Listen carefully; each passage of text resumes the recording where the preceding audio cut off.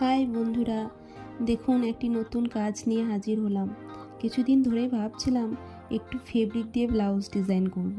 তাই যেমন ভাবা তেমন কাজ। আমার কাছে এই সিম্পল পার্পল কালারের ব্লাউজটি ছিল, তাই এটা দিয়েই শুরু করে দিলাম। ব্লাউজটিতে দুটি কালার ইউজ করেছি, একটি অফ হোয়াইট আর একটি গোল্ডেন।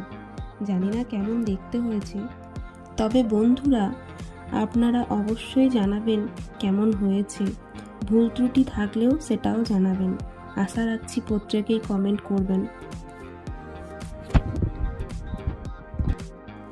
ভিডিওটি 1 মিনিটের মধ্যে বানাতে হয়েছে, তাই একটু তাড়াতাড়ি দেখানো হয়েছে।